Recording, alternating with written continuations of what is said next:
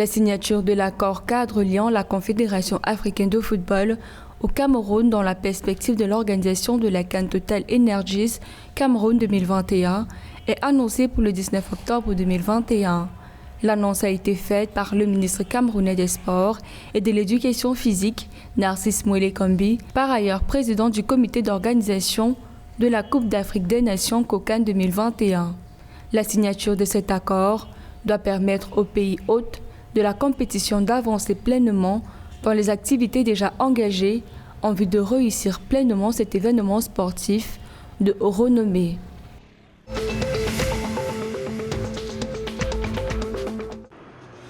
En République démocratique du Congo, les travaux s'accélèrent pour la mise en place du Fonds national de réparation. Ce fonds vise à soutenir les victimes des violences sexuelles liées aux conflits et autres crimes graves dans le pays.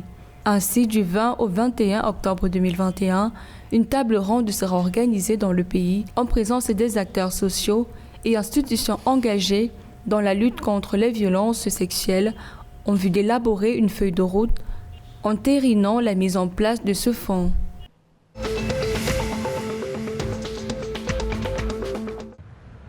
En Guinée équatoriale, l'exécutif renforce les mesures de prévention du Covid-19.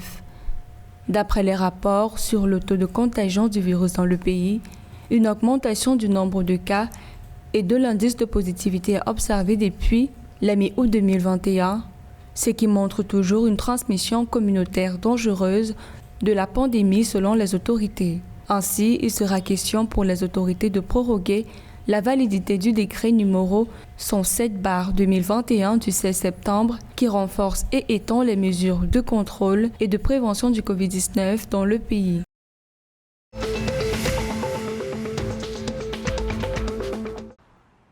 Au Gabon, le Conseil des ministres tenu le 15 octobre 2021 fixe le projet du budget de l'État 2022 à 2 936,6 milliards de francs CFA.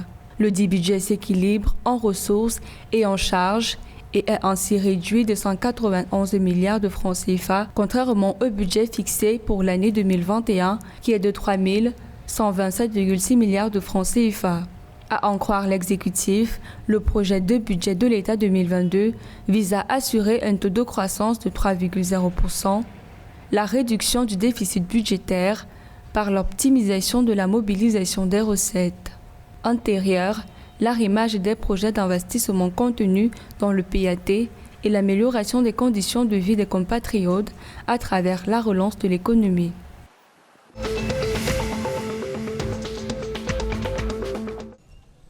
Le 15 octobre 2021, le président centrafricain Faustin Archange Touadéra a dans une allocution annoncé le cessez-le-feu unilatéral immédiat et la fin de toute action armée sur l'ensemble du territoire national. Cet engagement a été pris afin de donner une chance à la paix, selon le chef de l'État. Il s'agit notamment d'un engagement pris par le gouvernement auprès des chefs d'État de la conférence internationale sur la région des Grands Lacs et qui figure sur la feuille de route pour la paix issue du sommet de l'organisation sous-régionale tenu en septembre 2021.